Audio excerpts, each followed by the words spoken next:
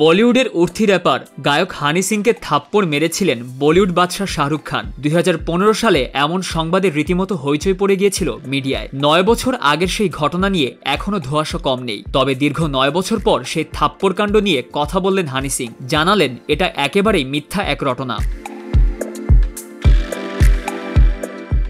ঠিক 9 বছর আগে হঠাৎই শিরোনামে আসেন শাহরুখ খান ও হানি সিং। মার্কিন যুক্তরাষ্ট্রে এক অনুষ্ঠান করতে গিয়ে হোটেলের রুমে ঢুকে পাঞ্জাবি গায়ক হানি সিংয়ের উপর নাকি চড়াও হন বলিউড বাদশা শাহরুখ খান। খবরে এসেছিল হানিকে শাহরুখ এত জোরে চড় মারেন যে আহত হন গায়ক। তার কপাল ফেটে নাকি অঝরে রক্ত ঝরেছিল, আর তারপরেই মঞ্চে পারফর্ম করতে পারেননি হানি।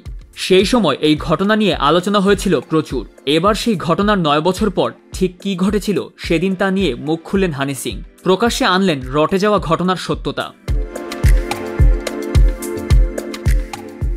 সম্প্রতি ওটিটিতে মুক্তি পেয়েছে হানি সিংয়ের জীবনের উপর তৈরি তথ্যচিত্র, আর সেই তথ্যচিত্রেই আসল গল্পটা ফাঁস করলেন হানি সিং। গায়ক জানালেন, শাহরুখ কখনোই আমার গায়ে হাত তুলবেন না, উনি এমন মানুষই নন। আমাকে খুবই ভালোবাসেন কিং খান, আমাদের মধ্যে দাদা ভাইয়ের সম্পর্ক, তাই শাহরুখ আমাকে মেরেছে সেটা একেবারেই মিথ্যা। হানি আরো বলেন, আসলে সেদিন আমার মঞ্চে উঠতে ইচ্ছে করছিল না, মনে হচ্ছিল মঞ্চে উঠলেই মরে যাব। তাই প্রথমে হোটেলের রুমে ঢুকে মাথার সব চুল কেটে ফেললাম, তারপর নিজের মাথায় একটা কফি মাগ ভাঙলাম, এতেই আহত হই। এসব করেই সেদিনের শো আটকেছিলাম।